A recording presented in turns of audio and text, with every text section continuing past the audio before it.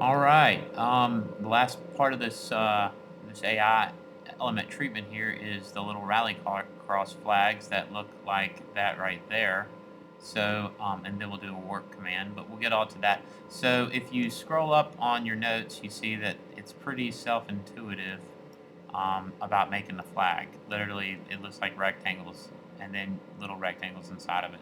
So, with that being said, um, it says, I'm going to read it real quick. It says, turn Illustrator Smart Guides on and use snapping to align series of squares. Works well.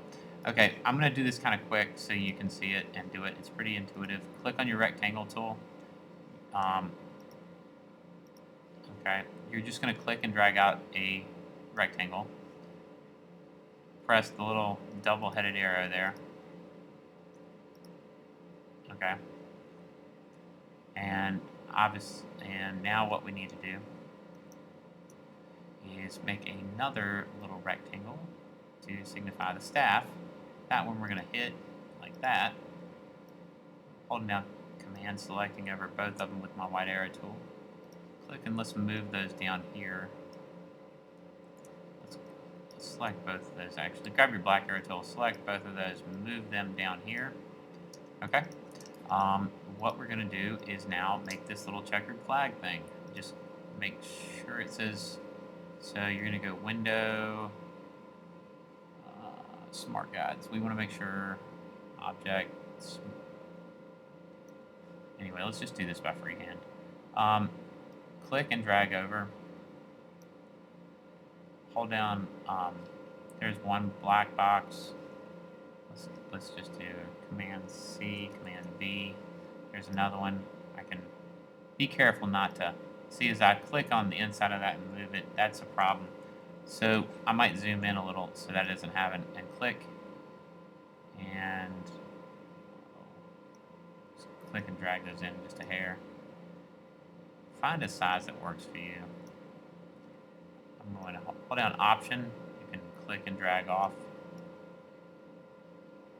And just kind of remember that this is kind of like a tic-tac-toe board. Um, it's funny, I actually did the inverse of what you need. But I think it all came together. It looks pretty good. This is something that is a small graphic element not many people will see, but I'm sure the guy that created this tutorial would be kind of upset that I didn't make it perfect as he has. All right, so there it is. There's my little checkered flag. All these little things, okay?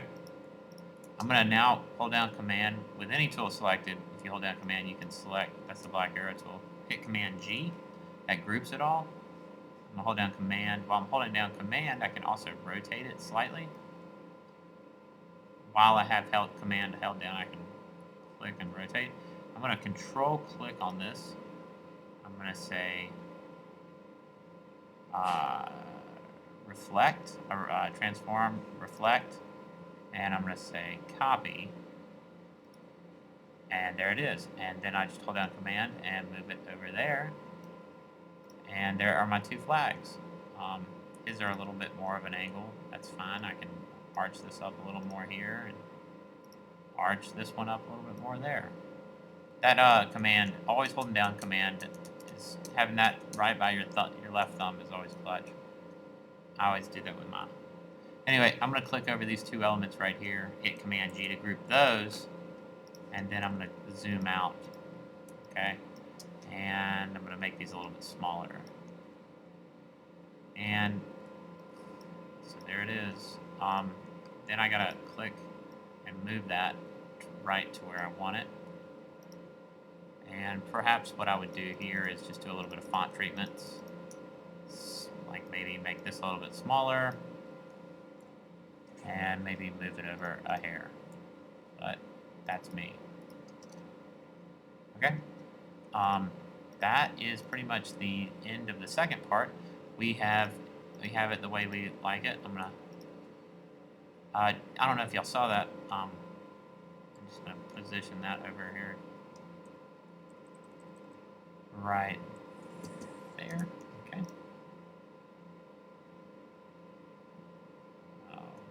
The delay in Illustrator can be in the butt. So get used to that. Okay, so now what we have, let's just imagine that this is correct. Uh, we're making happy mistakes, as Bob Ross would say. So we got that going on there. We need to go ahead and bend it. Okay, so we got to bend it, and that's what this is talking about here. Similar to the way you bent the word karting, we're just going to do the same right there. So let's grab all these elements. Let's go to Object, Warp, Effect, Warp, and then from the Effect Warp, we're going to click Arch Lower, and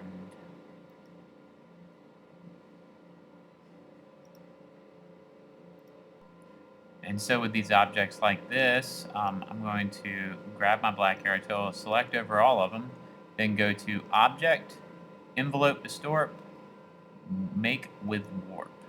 And that's a little extreme of a warp. Let's dial that back to about 19 and say, okay, those look pretty good. Now you've created this whole thing in AI, and you've never even used AI before. Command C to copy that. Let's go into Photoshop. We're going to paste that. That's what this is saying right here. Paste it into the main document and position it centrally in the lower portion of the design, and use the magic wand tool to select and delete any of the white fill from the text checkered areas. Alright, so let's do that. Here's our design. I'm going to hit Command minus a couple of times, and I'm going to hit Command V. I'm going to paste this as pixels. Okay, there it is. I'm going to click and drag that down here. Hit return to set it in place. And now I got to do exactly what he said. Get rid of all these selections here. So what I'm going to do is I'm going to grab my magic wand tool, click on the inside of that A, hold down Shift. See the plus symbol lets me add to that selection. I'm going to keep on doing that.